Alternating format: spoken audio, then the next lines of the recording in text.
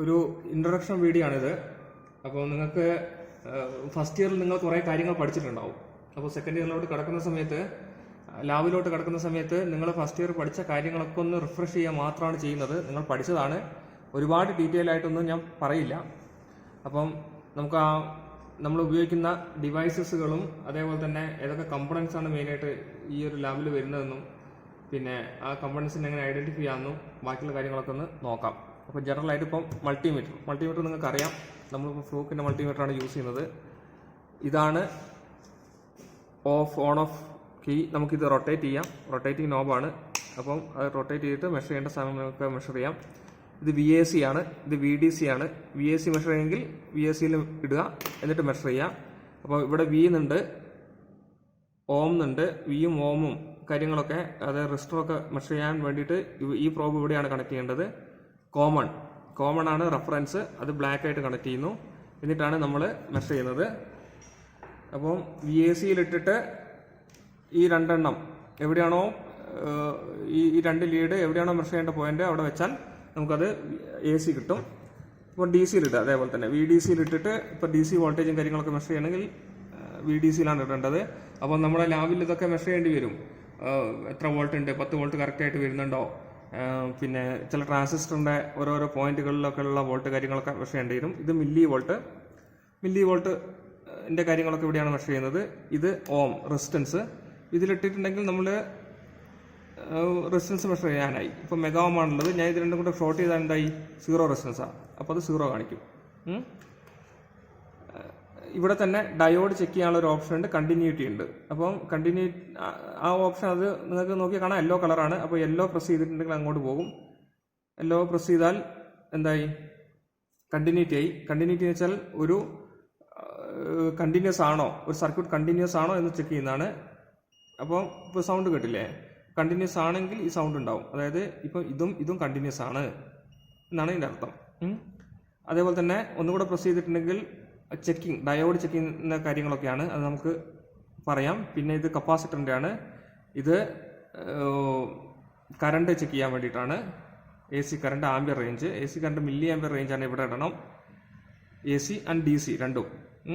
അപ്പം മേലെയുള്ള മഞ്ഞ നിങ്ങൾ കാണുന്ന ആ കളറ് കിട്ടണമെങ്കിൽ ഇത് പ്രസ് ചെയ്താലേ അത് കിട്ടുള്ളൂ. ഓക്കെ, ഇത് മൈക്രോ ആംബിയർ. ഇതാണ് ജനറലായിട്ട് നിങ്ങൾ പഠിച്ച കാര്യം തന്നെയാണ്, ഞാൻ ജസ്റ്റ് ഒന്ന് പറഞ്ഞെന്ന് മാത്രം. അടുത്തത് ഡിവൈസ് ഫംഗ്ഷൻ ജനറേറ്റർ. നിങ്ങൾ ഒരു കാര്യം ശ്രദ്ധിക്കേണ്ടത് എന്താ വെച്ചാൽ, നിങ്ങൾ ഇപ്പോൾ ഇൻട്രൊഡക്ഷൻ വീഡിയോ എല്ലാവരും കണ്ടിരിക്കണം. ഇതിനകത്ത് കുറേ കാര്യങ്ങൾ വരുന്നുണ്ട്. അപ്പം ഇത് ആദ്യം പറഞ്ഞു പോവുകയാണ്. പിന്നെ ഇത് ആവശ്യം വരുന്ന സമയത്ത് ഈ വീഡിയോ കണ്ടാൽ മാത്രമേ നിങ്ങൾക്ക് അങ്ങോട്ടുള്ള സർക്യൂട്ടും കാര്യങ്ങളൊക്കെ കറക്റ്റായിട്ട് മനസ്സിലാവുള്ളൂ. കുറേ കാര്യങ്ങളുണ്ട് ഇതിനകത്ത്. പിന്നെ ലീഡ് ഐഡന്റിഫിക്കേഷൻ കാര്യങ്ങളും ട്രാൻസിസ്റ്ററിൻ്റെ കുറേ കാര്യങ്ങൾ, അപ്പോൾ അതൊക്കെ വരുന്നുണ്ട്. അപ്പോൾ ഇതെന്തായാലും നിങ്ങൾ മസ്റ്റായിട്ട് കണ്ടിരിക്കണം. ഓക്കെ, ഇതാണ് ഫംഗ്ഷൻ ജനറേറ്റർ. സയൻറ്റിഫിക്കിൻ്റെ ഫംഗ്ഷൻ ജനറേറ്ററാണ് നമ്മൾ യൂസ് ചെയ്യുന്നത്. നിങ്ങളിത് ചെയ്തിട്ടുണ്ട്. റെക്ടിഫയറും കാര്യങ്ങളൊക്കെ ചെയ്യുന്ന സമയത്ത് നിങ്ങൾക്കത് മനസ്സിലാക്കിയിട്ടുണ്ട്. ഒന്നുകൂടെ പറയുന്നു, ഫംഗ്ഷൻ ജനറേറ്റർ ഓരോ കീയും പറയാം. ഇത് ഫംഗ്ഷൻ മീൻസ് എന്ത് ഫംഗ്ഷനാണ് നിങ്ങൾക്ക് വേണ്ടത്. സൈൻ വേണോ, സ്ക്വയർ വേണോ, ട്രയാങ്കുലർ വേണോ, അതൊക്കെ. അപ്പോൾ ഇത് ഞെക്കിയാൽ നിങ്ങൾക്കത് മാറുന്ന കാണാം. ട്രയാങ്കുലർ, സ്ക്വയർ, റാമ്പ്, അങ്ങനെ നമുക്ക് ചേഞ്ച് ചെയ്യാൻ പറ്റും. നമുക്ക് സൈൻ തന്നെ ആക്കി വെക്കാം. സൈൻ. ഇത് റേഞ്ച് മീൻസ് ഫ്രീക്വൻസി ചേഞ്ച് ചെയ്യുന്നതാണ്. ഓക്കെ, റേഞ്ച് ഞെക്കിയിട്ട് ഇവിടെ ഫ്രീക്വൻസി വേരിയബിൾ നിങ്ങൾക്ക് കാണാം. അപ്പോൾ ഫ്രീക്വൻസി അഡ്ജസ്റ്റ് ചെയ്യുന്നതനുസരിച്ചിട്ട് നമുക്കത് വേരി ചെയ്യാൻ പറ്റും. ഫോർ എക്സാമ്പിൾ ഇതിപ്പോൾ 1 MHz ആയി. ഒന്നുകൂടെ ഞെക്കിയിട്ടുണ്ടെങ്കിൽ ഏറ്റവും ലോവർ ഫ്രീക്വൻസിയിലോട്ട് പോകും. Okay, 0.1 Hz. നമുക്ക് ഇതിങ്ങനെ കൂട്ടിയാൽ അത് 10 Hz വരെ പോകും. ഏറ്റവും കുറച്ചാൽ 0.1. ശ്രദ്ധിക്കണം, ഇപ്പോൾ 0.1 Hz ആണ്. പിന്നെ ഇത് 10 കൊണ്ട് ഒന്നും കൂടെ ഞെക്കി 10 കൊണ്ട് മൾട്ടിപ്ലൈ ചെയ്യും. അതായത് 10 Hz. ഇപ്പോൾ 9 Hz ആണ് വന്നിരിക്കുന്നത്. 10 Hz മുതൽ അത് 100 Hz വരെ പോകും. പിന്നെയോ ഒന്നും കൂടെ ഞെക്കിയാലോ 100 Hz മുതൽ 1 kHz വരെ പോകും. ഇതിനകത്ത് ഇതാണ് 100 Hz. 0.1 kHz മീൻസ് 100 Hz ആണ്. അങ്ങനെ എത്ര വരെ പോകും? 1 kHz വരെ പോയി.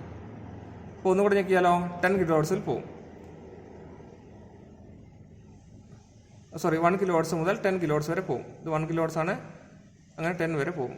അങ്ങനെ ഇത് 100 kHz ആണ്. അതായത് 10 മുതൽ 100 വരെ. ശേഷം 100 മുതൽ 1 MHz വരെ. ഇതാണ് ഇതിൻ്റെ റേഞ്ച്. ഇത് മോഡാണ്. അപ്പം അത് മോഡുലേഷൻ സിഗ്നലും കാര്യങ്ങളൊക്കെ വേണ്ട സമയത്ത് നമുക്ക് തൽക്കാലം അത് ആവശ്യമില്ല, അതുകൊണ്ട് ഇപ്പം അത് പറയുന്നില്ല. ഇത് അറ്റുനേഷൻ ആണ്. അറ്റുനേഷൻ എന്ന് വെച്ചാൽ ഔട്ട്പുട്ട് വോൾട്ടേജ് ചേഞ്ച് ചെയ്യുന്നത്. ഇപ്പോൾ ഉള്ളത് 100 മില്ലി വോൾട്ടാണ്. നമുക്ക് ഇവിടെ നിങ്ങൾക്കറിയാം ഒരു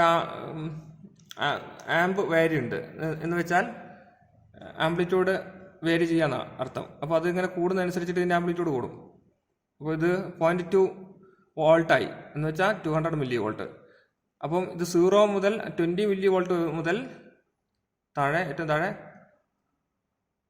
20 മില്ലി വോൾട്ട് മുതൽ മാക്സിമം 200 മില്ലി വോൾട്ട് വരെ നമുക്ക് ഇതിനകത്ത് ഇപ്പം കിട്ടുന്നുള്ളൂ. അപ്പോൾ നമുക്ക് അതിൽ കൂടുതൽ വേണമെങ്കിലോ അറ്റുനേഷൻ മാറ്റണം. അറ്റുനേഷൻ മാറ്റിയപ്പോൾ എന്ത് സംഭവിക്കും കാണിച്ചുതരാം. അറ്റുനേഷൻ മാറ്റിയ 2 വോൾട്ട് മുതൽ 20 വോൾട്ട് വരെ കിട്ടും. 20 വോൾട്ട് വരെ കിട്ടും. വീണ്ടും അറ്റുനേഷൻ മാറ്റിയ ഏകദേശം 0.2 വോൾട്ട് മുതൽ 2 വോൾട്ട് വരെ കിട്ടും. അപ്പോൾ ആംപ്ലിറ്റ്യൂഡ് ചേഞ്ച് ചെയ്യാൻ വേണ്ടിയിട്ട് അറ്റുനേഷൻ മാറ്റിയിട്ട് ഇത് ചേഞ്ച് ചെയ്യാം. അതാണ് ഔട്ട്പുട്ട് എടുക്കുന്നത്. എവിടെ നിന്നായിരിക്കണം? ഔട്ട്പുട്ട് 50 ഓം 20 VPP എന്നുള്ള ഈ പൊസിഷനിൽ നിന്ന് തന്നെ ഔട്ട്പുട്ട് എടുക്കണം. ഇതാണ് ജനറൽ ആയിട്ടുള്ള ഫംഗ്ഷൻ ജനറേറ്ററിൻ്റെ കാര്യങ്ങൾ. അപ്പോൾ ഇത് നിങ്ങൾ മനസ്സിലാക്കുക. ഈ വീഡിയോ റിപ്പീറ്റ് ചെയ്ത് കാണുക. അപ്പോൾ സ്പീഡിലാണ് പറയുന്നത്, നിങ്ങൾ പഠിച്ചു എന്നുള്ള രീതിയിലാണ് ഞാൻ പറഞ്ഞു തരുന്നത്. അപ്പോൾ നിങ്ങൾക്ക് ഞാൻ തൽക്കാലം ഒരു സിഗ്നൽ കാണിച്ചു തരാം. ഇതിപ്പോൾ ഞാൻ ഒന്ന് ഫ്രീക്വൻസി ഒന്ന് കുറച്ച് സെറ്റ് ചെയ്യാം. 100 ഹെർട്സ് സെറ്റ് ചെയ്തു. 100 ഹെർട്സ് സെറ്റ് ചെയ്തിട്ട് ആംപ്ലിറ്റ്യൂഡ് ഇപ്പോൾ 2 വോൾട്ടല്ലേ ഉള്ളത്. 2 വോൾട്ട് നിന്ന് മാറ്റിയിട്ട്, സോറി അത് അറ്റുനേഷനാണ് ചെയ്തത്.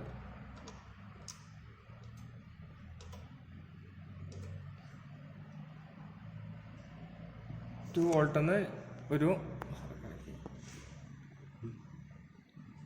ശരി 2 വോൾട്ട് 10 വോൾട്ട് ആക്കി.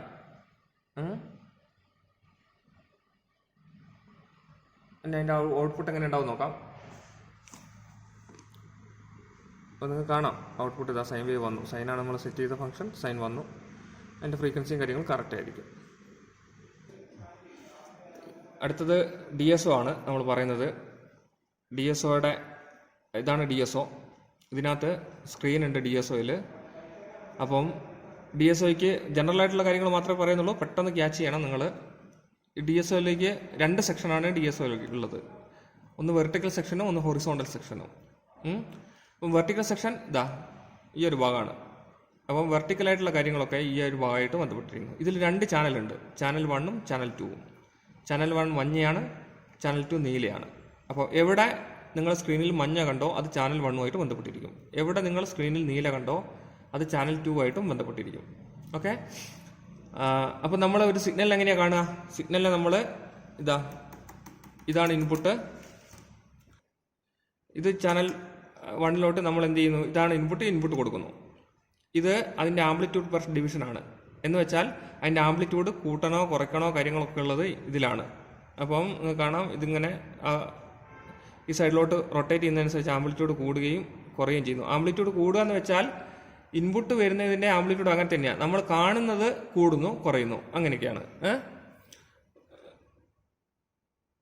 ഫോർ എക്സാമ്പിൾ ഇപ്പം ഇത്രയും ചെറിയൊരു സിഗ്നലാണ് ഇപ്പോൾ ഉള്ളത്. നമുക്കിതിനൊന്ന് വലുതാക്കി കാണണം, എന്നിട്ടൊന്ന് മെഷർ ചെയ്യണമെന്നിരിക്കും. ഇതിപ്പോൾ CH1 5 വോൾട്ടാണ്. CH1 5 വോൾട്ട് എന്ന് വെച്ചാൽ ഒരു ഡിവിഷൻ 5 വോൾട്ടാണ്. അപ്പം ഇത് എത്ര വോൾട്ട് ഉണ്ട്? 5 വോൾട്ട് ഇല്ല, അതിനെക്കാട്ട് കുറച്ചേ ഉള്ളൂ. അപ്പോൾ നമുക്ക് കുറച്ചുകൂടി വലുതാക്കി സിഗ്നലിനെ ഒന്ന് നന്നായിട്ട് വിസിബിൾ ആക്കണമെങ്കിൽ ഇതിങ്ങോട്ട് തിരിച്ചാൽ മതി. അപ്പം കറസ്പോണ്ടിങ് ആയിട്ട് ഇവിടെ വോൾട്ടേജ് ചേഞ്ച് ചെയ്യുന്നത് നമുക്ക് കാണാം. ഇപ്പോൾ CH1 1 വോൾട്ടായി, ഒന്ന് ചെറുതാകുന്ന സമയത്ത് 2 വോൾട്ടായി, ഇപ്പം 5 വോൾട്ടായി.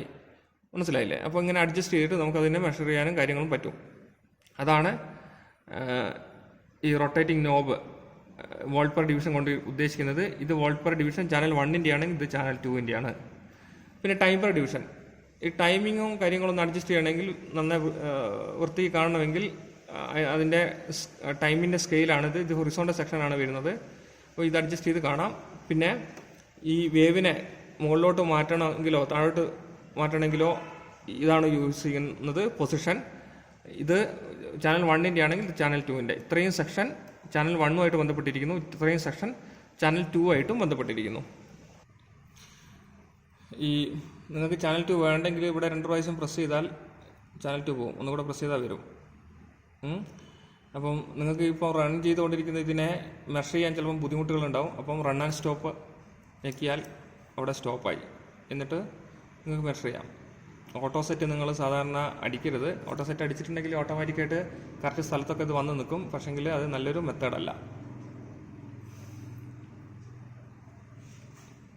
ശരി, നമുക്ക് വേറെ 1-2 കാര്യങ്ങൾ കൂടെ നോക്കാം. നമുക്കിതൊന്ന് റൺ ആൻഡ് സ്റ്റോപ്പ് ചെയ്യാം.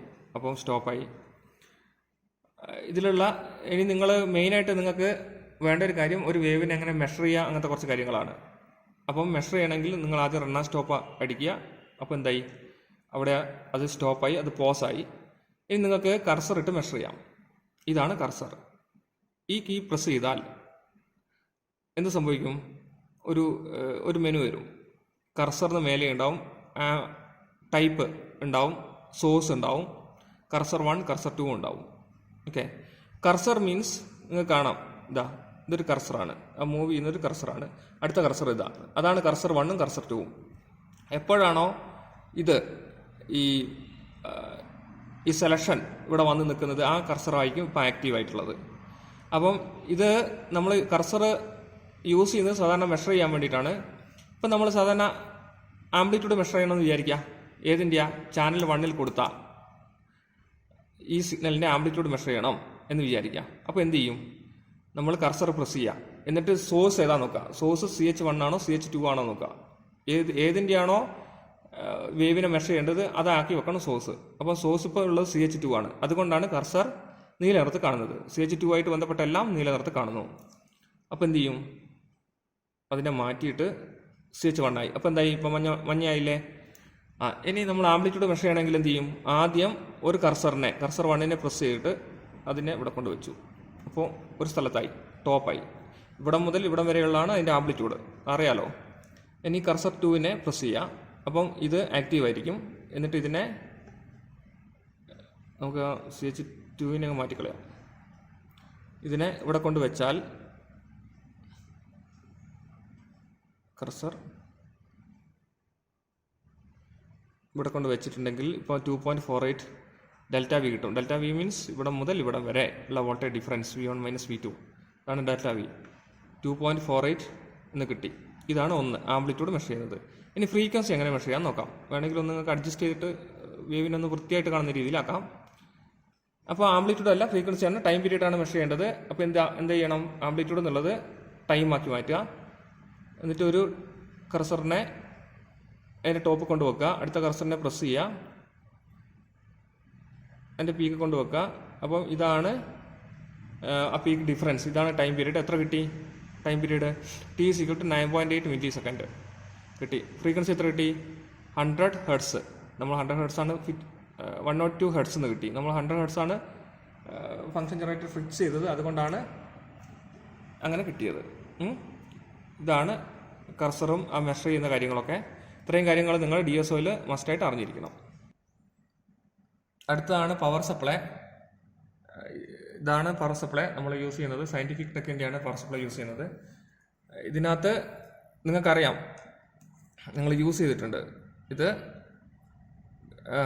ഇതാണ് ഗ്രൗണ്ട്, ഇതല്ല. ഇത് ഈ സിസ്റ്റത്തിൻ്റെ ഗ്രൗണ്ടാണ്. എന്ന് വെച്ചാൽ ഇതിൻ്റെ ബോഡിയുടെ ഗ്രൗണ്ടാണിത്. അപ്പോൾ നമ്മൾ സാധാരണ ചെയ്യുന്ന സമയത്ത് ഇത് ഗ്രൗണ്ട് ചെയ്തിടണം, എർത്ത് ചെയ്തിടണം. അതിനാണിത്. നിങ്ങൾക്ക് വോൾട്ടേജ് കിട്ടുന്നത് this point with respect to this പോയിന്റാണ്. അതാണ് ഇത് മൈനസും ഇത് പ്ലസും ആയിട്ട് കാണിച്ചിരിക്കുന്നത്. അപ്പോൾ നിങ്ങളുടെ സപ്ലൈയിൽ നിങ്ങളുടെ സർക്യൂട്ടിൽ ഇത് നിങ്ങൾക്ക് കണക്ട് ചെയ്യേണ്ടി വരും. അപ്പോൾ ഇത് സപ്ലൈയിലേക്കുള്ള ഗ്രൗണ്ടായിട്ടും ഇത് നിങ്ങൾക്ക് എത്ര വോൾട്ടേജ് ആണോ വേണ്ടത് ആ വോൾട്ടേജ് നിങ്ങൾക്ക് ഇവിടെ കിട്ടും. ഇത് ഫിക്സഡ് വോൾട്ടേജ് ആണ്. ഇത് സെൻറ്റർ, ഇത് ഗ്രൗണ്ടാണ്. ഈ ബ്ലാക്ക് രണ്ടും ഗ്രൗണ്ടാണ്. ഇത് +5 വോൾട്ട്, ഇത് -5 വോൾട്ട്. +5ഉം -5ഉം ഫിക്സഡ് ആയിട്ട് അവിടെ കിട്ടും. ഇതിന് ചേഞ്ച് ചെയ്യാൻ പറ്റില്ല. ഇവിടെ കിട്ടുന്ന വോൾട്ട് ഇവിടെ വേരിയബിൾ എന്ന് എഴുതിയിട്ടുണ്ട്. അപ്പോൾ അത് ചേഞ്ചിങ് ആണ് എൻ്റെ അർത്ഥം. അപ്പോൾ നമ്മൾ എന്ത് ചെയ്യണം?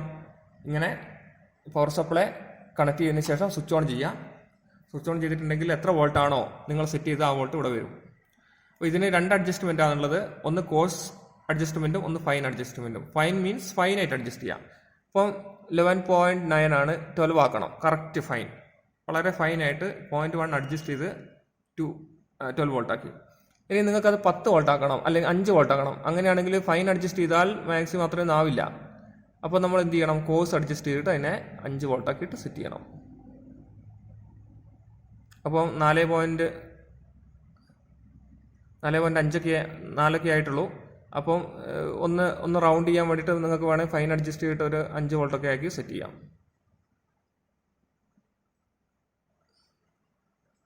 5 വോൾട്ടാക്കി സെറ്റ് ചെയ്യാം. 5.1 എത്രയാണെന്ന് വെച്ചാൽ സെറ്റ് ചെയ്യാം. അപ്പോൾ നിങ്ങൾ ഈ സെറ്റ് ചെയ്ത വോൾട്ടേജ് ഇവിടെ കിട്ടും, ഇവിടെ കിട്ടും. അപ്പം ആ വോൾട്ടേജ് കിട്ടുന്നത് ഇതാണ് ഗ്രൗണ്ട്. ഇതെന്താണ്? 5 വോൾട്ടാണ്. ഇതെന്താണ്? ഇതിൻ്റെ ഗ്രൗണ്ടാണ്. ഇതും നമ്മുടെ സർക്യൂട്ടിൽ കണക്ഷനുമായിട്ട് യാതൊരു ബന്ധവും ഇല്ല. ഫസ്റ്റ് ഒരു റെസിസ്റ്റർ എങ്ങനെ ടെസ്റ്റ് ചെയ്യാൻ നോക്കാം. ആദ്യം മൾട്ടിമീറ്റർ ഓം റേഞ്ചിലിട്ടു, ഒന്നിവിടെ വെച്ചു, അടുത്ത് ഇവിടെ വെച്ചു. അപ്പോൾ 6.8 ആണ് വേണ്ടത്. 6.6 ഒക്കെ കാണിക്കുന്നുണ്ട്. ഇങ്ങനെ ടെസ്റ്റ് ചെയ്യേണ്ടത് ഇങ്ങനെ ടെസ്റ്റ് ചെയ്യാൻ പാടില്ല. കാരണം നമ്മൾ ബോഡിക്ക് പാരലായിട്ടാണ് വെച്ചത്. അപ്പം ബോഡിയുടെ പാരലൽ റെസിസ്റ്റൻസും കൂടെ വരും. കറക്റ്റ് അല്ല. ഇങ്ങനെ വേണം ടെസ്റ്റ് ചെയ്യാൻ. ഇങ്ങനെയാണ് ഇത് ടെസ്റ്റ് ചെയ്യുന്നത്. അടുത്തത് നമുക്ക് ഡയോഡാണ് ടെസ്റ്റ് ചെയ്യേണ്ടത്. ഡയോഡ് ടെസ്റ്റ് ചെയ്യുമ്പോൾ നിങ്ങൾക്കറിയാം, ഇതാണ് ഡയോഡ്. ഇതിന് പിന്നെ ഒരു സിൽവർ റിങ് മാതിരിയുണ്ട്. അത് എന്നും ഇത് പിയുമാണ്. അപ്പം നിങ്ങൾക്കത് നോക്കിയാൽ മനസ്സിലാവും. ഒരു സിൽവർ റിങ് മാതിരി ഉണ്ട്. ഇത് പി ആണ്, ഇത് എന്നാണ്. നോക്കാം, നമുക്ക് എങ്ങനെ ടെസ്റ്റ് ചെയ്യുന്നത് നോക്കാം. അതിനകത്ത് ഡയോഡ് അതിൻ്റെ സിമ്പിൾ എന്താണ്? ഇങ്ങനെയാണ്. ഇത് പി, ഇത് എൻ.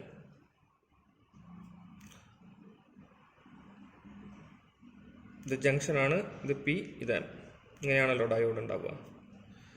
അങ്ങനെയാണെങ്കിൽ നമുക്ക് നിങ്ങൾ ഈ ഡയോഡിൻ്റെ ഡയോഡ് റേഞ്ചിൽ ഇട്ടിട്ട് ഇവിടെ ഡയോഡ് സിമ്പിൾ വരുന്ന സമയത്ത് നിങ്ങൾ ഇവിടെ വന്നിട്ട് ഇത് ടെസ്റ്റ് ചെയ്യുകയാണെങ്കിൽ നിങ്ങൾക്ക് ഈ ജംഗ്ഷനിലെ വോൾട്ടേജ് എത്രയാണോ അത് കിട്ടും. ഫോർ എക്സാമ്പിൾ ഇത് സിലിക്കൺ ടോപ്ഡ് ആണെങ്കിൽ 0.7 വോൾട്ട് കിട്ടും. 0.6 0.7 ആ റേഞ്ചിലേക്ക് കിട്ടുക. ജർമ്മനിയൻ ടോപ്ഡ് ആണെങ്കിൽ 0.3 വോൾട്ട് കിട്ടും. ഓക്കെ, അങ്ങനെ കിട്ടിയാൽ ഡയോഡ് ഓക്കെ ആണെന്നല്ല അർത്ഥം. അപ്പോൾ എന്ത് ചെയ്യണം? മൾട്ടിമീറ്റർ വെക്കണം. എന്നിട്ട് ഈ ഡയോഡിനെ ഫോർവേഡ് വയസ് ആക്കണം. ഫോർവേഡ് വയസ് ആക്കണമെങ്കിൽ എന്ത് ചെയ്യണം? റെഡ് ഇവിടെ കൊടുക്കണം, പോസിറ്റീവ് ഇവിടെ കൊടുക്കണം. റെഡ് മീൻ പോസിറ്റീവ് മൾട്ടിമീറ്ററിൻ്റെ പ്രോബിൻ്റെ, നെഗറ്റീവ് ഇവിടെ കൊടുക്കണം, ബ്ലാക്ക് അവിടെ കൊടുക്കണം. എന്നിട്ട് 0.7 വോൾട്ട് കിട്ടുന്നുണ്ടോ നോക്കണം. കിട്ടിയാൽ ആ ഡയോഡ് ഓക്കെയാണ്. എന്നിട്ട് ഈ പി ഇവിടെ വെക്കണം, എൻ ഇവിടെ വെക്കണം. അപ്പോൾ എന്ത് കിട്ടണം? ഇൻഫിനിറ്റി കിട്ടണം, ഓയിൽ എന്നുള്ളത്. അങ്ങനെ കിട്ടിയാൽ ഡയോഡ് ഓക്കെയാണ്. നമുക്കൊന്ന് ചെക്ക് ചെയ്ത് നോക്കാം. ഡയോഡ് എടുത്തു. സിൽവർ റിങ് എവിടെയാണുള്ളത്? പി എവിടെയാണ്? സോറി, എൻ എവിടെയാണുള്ളത്? പി എവിടെയാണുള്ളത്? ഞാൻ ഇങ്ങനെ പിടിച്ചു. ഇപ്പോൾ പി എവിടെയാണ്, എൻ എവിടെയാണ്? പിയിൽ ഇത് കൊടുത്തു, എന്നിൽ ഇത് കൊടുത്തു.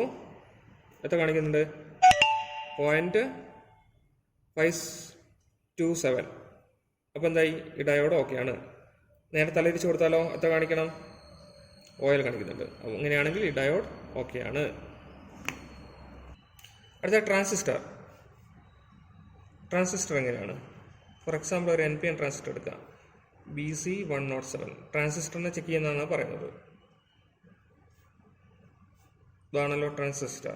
ഇതാണല്ലോ NPN ട്രാൻസിസ്റ്ററിൻ്റെ സിമ്പൽ എന്ന് പറയുന്നത്. ഓക്കെ, എങ്ങനെയാണെന്ന് നോക്കാം.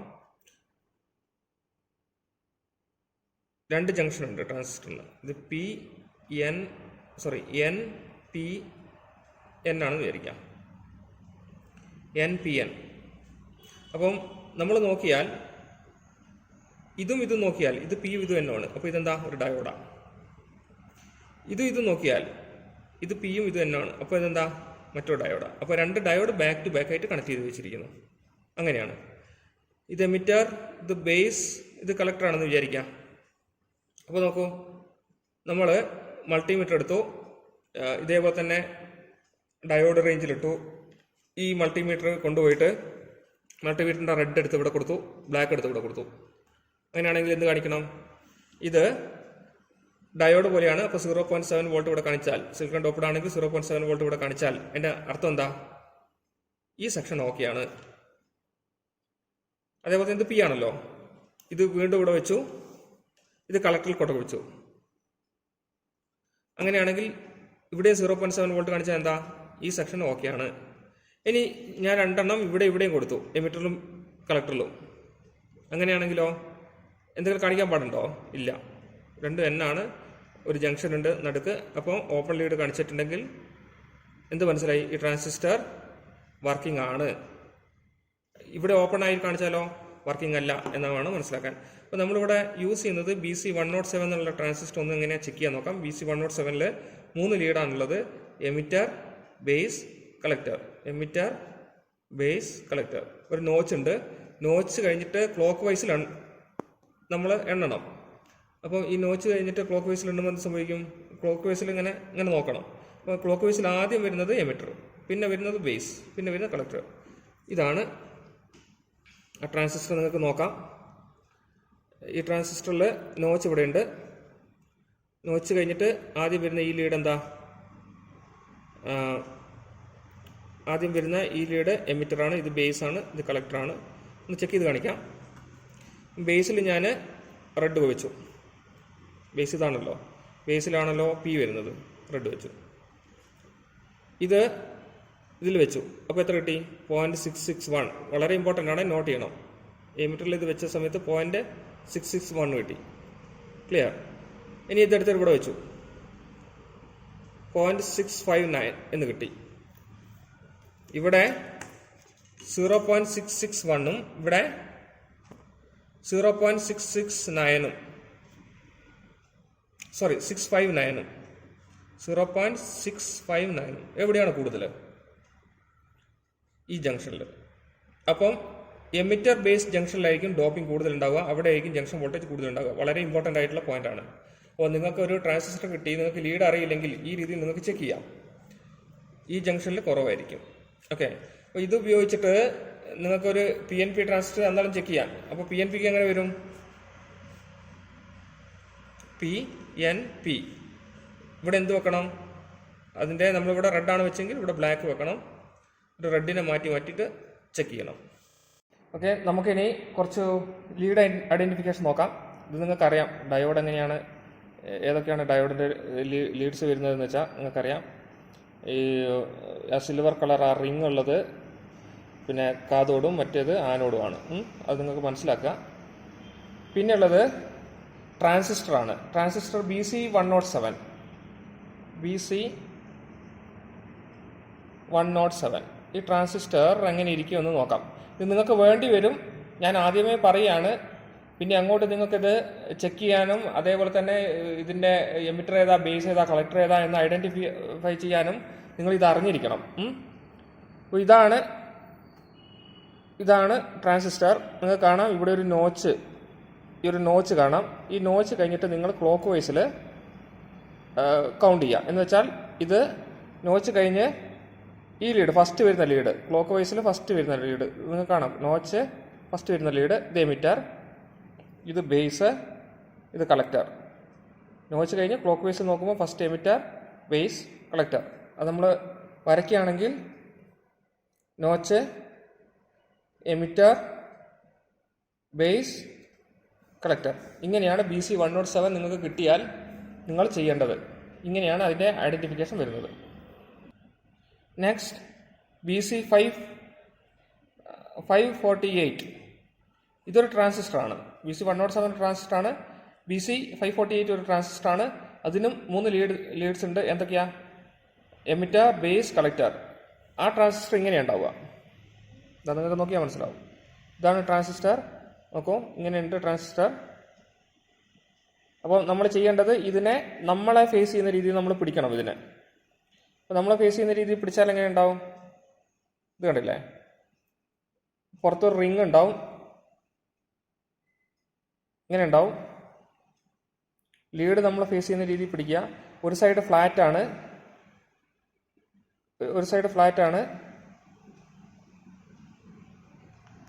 മറ്റേ സൈഡ് ഒരു റൗണ്ട് ഷേപ്പാണ്.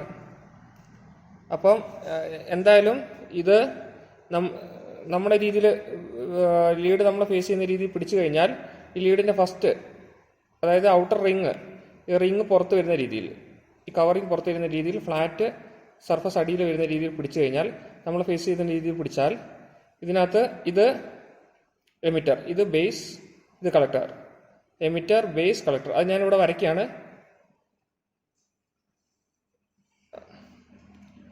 സർഫസ്, ഫ്ലാറ്റ് സർഫസ് മേലെ, കർവ്ഡ് സർഫസ് മുകളിൽ. അങ്ങനെ പിടിക്കുമ്പോൾ 3 ലീഡ് നമ്മൾ ഫേസ് ചെയ്ത് നിൽക്കും. ഈ ലീഡ് എമിറ്റർ, ഈ ലീഡ് ബേസ്, ഈ ലീഡ് കളക്ടർ. ഇനി എക്സ്പെരിമെൻ്റ് ചെയ്യുന്ന സമയത്ത് BC 548 എന്ന് മാത്രമേ പറയുള്ളൂ. അപ്പോൾ ഇങ്ങനെ തന്നെ കണക്ട് ചെയ്യണം. BC 195 ബാർ 495 മീൻസ് BC 195 ഒരു ട്രാൻസിസ്റ്ററാണ്, BC 495 ഒരു ട്രാൻസിസ്റ്ററാണ്. രണ്ട് പാരാമീറ്റർ ഓക്കെ സെയിം ആണ്. അതുകൊണ്ടാണ് അത് BC 195 ബാർ 495 എന്ന് പറഞ്ഞത്. ഇതും സെയിം ആണ്. എന്തുപോലെ തന്നെയാണ് ഈ BC 547 ഉണ്ടല്ലോ, അതുപോലെ തന്നെയാണ്. നിങ്ങൾക്ക് നോക്കിയാൽ മനസ്സിലാവും. ഇതാ ഒരു സൈഡിൽ ഫ്ലാറ്റ് സർഫസ്, ഒരു സൈഡിൽ കർവ്ഡ്. അപ്പം ഫ്ലാറ്റ് അടിയിൽ വരുന്നതും കർവ്ഡ് മേലെ വരുന്ന രീതിയിൽ നമ്മുടെ ലീഡ് നമ്മളെ ഫേസ് ചെയ്യുന്ന രീതിയിൽ പിടിച്ചാൽ ഇത് ബേസ്, ഇത് എമിറ്റർ, ഇത് കളക്ടർ. വരയ്ക്കുകയാണ്.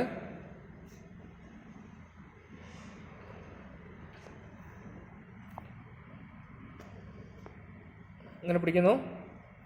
ഫ്ലാറ്റ് താഴെ, കർവ്ഡ് മേലെ, ബേസ്, എമിറ്റർ, കളക്ടർ. ഇനി ഇത് പറയില്ല, ഇങ്ങനെ ഇത് ഇത്ര മാത്രമേ പറയുള്ളൂ. അപ്പം നിങ്ങൾ എന്ത് ചെയ്യണം? അത് മനസ്സിലാക്കണം. ശരി, അടുത്തത് യൂണി ജംഗ്ഷൻ ട്രാൻസിസ്റ്റർ UJT 2N2646. അതാണ്. അതിൽ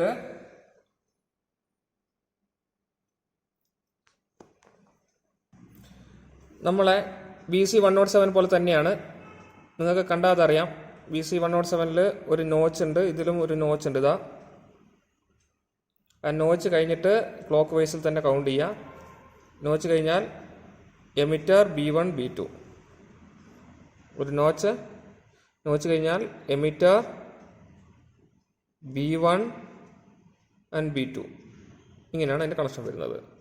അപ്പം നിങ്ങൾക്കിത് ചെയ്യാനുണ്ടാവും. അപ്പോൾ നിങ്ങളത് മനസ്സിലാക്കണം. എമിറ്റർ B1 B2 ആണെന്ന് മനസ്സിലാക്കുക. അടുത്തത് IFT ആണ്. IFT intermediate frequency transformer. ഇതാണ് IFTയുടെ കണക്ഷൻ. മൊത്തം 5 കണക്ഷൻ ഉണ്ട്. ഇതിനകത്ത് 5 പിന്നുകളുണ്ട്. 1 2 3 4 5. ഇതാണ് നടുക്കുള്ളത് കപ്പാസിറ്ററാണ്. ഓക്കെ, അപ്പോൾ അത് ഞാൻ വരച്ചു തരാം നിങ്ങൾക്ക്.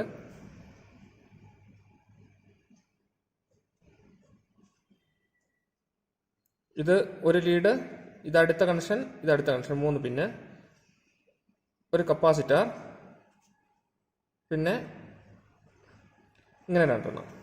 അപ്പോൾ ഇതിനകത്ത് ഈ 3 എണ്ണം ഉള്ളത് ഈ സെൻറ്ററാണ്. ഇത് കാണുന്നുണ്ടാവും.